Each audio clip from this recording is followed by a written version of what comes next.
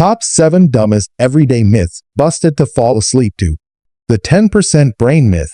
Unlocking the sleepy lie. They say we use only 10% of our brains. Imagine that. A vault of untapped potential behind our foreheads. A sleeping supercomputer waiting for the right moment to awaken. Movies and self-help gurus love this idea. It suggests greatness lies just beneath the surface, dormant, but reachable. But here's the calm truth. This myth likely sprouted from a misinterpretation. Early 20th century psychologists like William James made poetic remarks about human potential, not literal measurements. Somewhere along the line, untapped potential turned into unused brain. Modern neuroscience paints a different picture. With brain scans like fMRI, we see that even simple tasks, blinking, daydreaming, walking, light up various regions. There's no massive wasteland of quiet cortex. The brain is like a city at night. Some windows glowing, others dimmed, but all essential. And yet, the myth lingers. Why? Because it flatters us. It whispers that we are more than we seem. But knowing we already use all our brain doesn't make us less amazing. It shows that even a mundane thought is a marvel of electric harmony. If 90% of our brain isn't sleeping, maybe we should turn our attention to another persistent myth. Like the idea that shaving makes hair grow back thicker. Let's trim that one next. The hairy truth: shaving doesn't thicken hair. You've heard the warning. Don't shave. It'll grow back thicker, darker, and faster, as if a razor unlocks some hidden follicular fury. But does this everyday act really alter biology? No. Shaving only cuts the hair above the skin, not the follicle deep below. The part you cut is already dead protein. When it grows back, it may feel rougher or look darker, but that's just the angle of the cut and lack of weathering. Blunt tips reflect light differently than tapered ends. That's it. This illusion endures because our senses are eager storytellers. We feel roughness. We see darkness. And our minds jump to conclusions. But nature doesn't change its rules just because we wield a blade. Like the brain myth, this one survives on perception. It's a quiet reminder that our senses, while powerful, can also be wrong. But if razors can't change your hair, what about that oddly satisfying habit of cracking your knuckles? Could that really lead to arthritis? Let's stretch gently into that story next. Crack away. Knuckles and the arthritis myth. You're sitting quietly. You stretch your fingers. A satisfying pop. And then the scolding. Stop that. You'll get arthritis. The sound seems dramatic, maybe even dangerous. But is it? Not really. That pop is caused by bubbles in your synovial fluid, the slick substance between your joints, rapidly collapsing. It's not bones grinding or cartilage tearing. And decades of research, including an informal experiment by a doctor who cracked one hand for 60 years and left the other untouched, show no increase in arthritis risk. This myth may persist because we link noise with harm. A cracking joint sounds like something breaking. But biology is often noisier than we expect. Just because something sounds dramatic doesn't mean it is. So crack away, if you find it relaxing. Sometimes, the body makes music, and it's not always a warning. Speaking of mental noise, let's move on to multitasking, and the myth that you're doing more than you really are. The multitasking mirage: you're not doing what you think. The modern world runs on noise and speed. Notifications, screens, conversations, all at once. And we call it multitasking. It feels productive, almost heroic. But is the brain actually doing several things at once? Not exactly. Neuroscience shows that what we call multitasking is really task switching. The brain flips back and forth between tasks rapidly, but with a cost.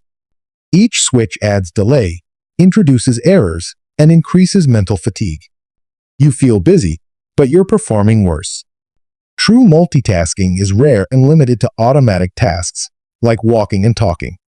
Complex tasks compete for attention in the same mental space. It's like trying to read two books simultaneously, switching lines every few seconds. Exhausting. Stillness, focus, and presence are what the brain craves, like deep breaths before sleep. In a way, the myth of multitasking is another illusion of control, that we can conquer time by slicing it up. But peace lives in slowness. So if our attention isn't as flexible as we think, what about the story that swallowed gum stays in your body for 7 years? Let's chew that myth over gently. Swallowed gum, the digestive myth that stuck. Don't swallow your gum, they'd say. It'll stick in your stomach for 7 years. As if your digestive system hits pause when it finds something chewy. But is that true? No gum base is indigestible, yes, but that doesn't mean it lingers. Like other indigestible items, corn skins, seeds, bits of fiber, gum moves through the digestive tract and exits within days. It doesn't cling to stomach walls like folklore suggests. The origin of this myth is likely rooted in discomfort. We dislike the idea of things we can't break down, physically or metaphorically. Gum seems artificial, stubborn, a trespasser in our organic system. So we imagine punishment for ingesting it. But the truth is gentler. The body doesn't hold grudges. It processes what it can and releases what it can't. It moves forward. Even our small, sticky mistakes don't last forever. With that said, let's turn to another misunderstood part of the body, the tongue. Does it really have flavor zones? Or is that another tidy tale unraveling? The tongue map lie. Taste has no borders. You probably remember the diagram from school. The tongue map. Sweet at the tip. Bitter at the back. Salty and sour on the sides. A simple geography of flavor. But is it accurate? Not quite. The map originated from a 1901 German paper, which was misinterpreted and oversimplified.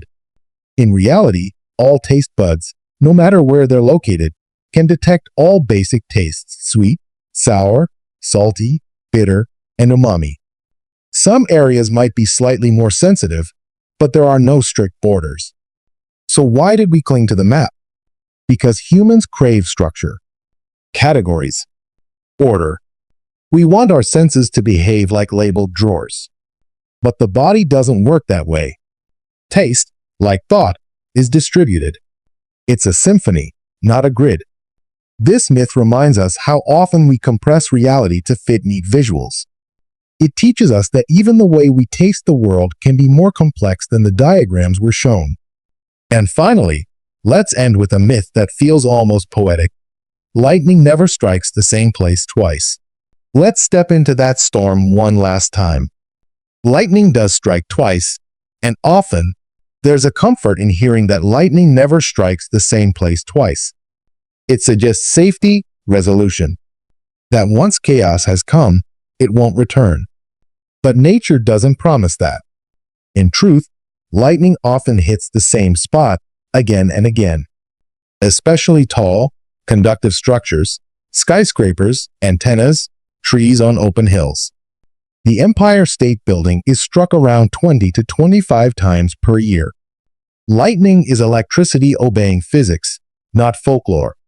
This myth endures because we like to think of disasters as one-time flukes. Rare, unrepeatable. But the universe doesn't follow human sentiment. It follows patterns, probabilities, forces. And sometimes, repetition is part of nature's rhythm. Understanding this doesn't make the world crueler. It makes it more honest. We can find peace even in patterns, even in the quiet thunder of truth. The calm in correction. We've wandered through myths, each one a tiny illusion nestled into daily life. They weren't born from malice. Most grew from misunderstanding, miscommunication, or the human need for order. And yet, peeling them back doesn't leave us with cold facts. It leaves us with clarity. Because truth, unlike myth, doesn't demand attention. It just sits there, quietly waiting to be seen. It isn't always spectacular, but it is steady. And in that steadiness, we find peace. As you drift into sleep tonight, let your thoughts untangle. Let the myths melt. The world is more complex than old warnings and catchy sayings, and more beautiful for it. Sleep well, dream softly, and remember, the truth may not shout, but it always speaks.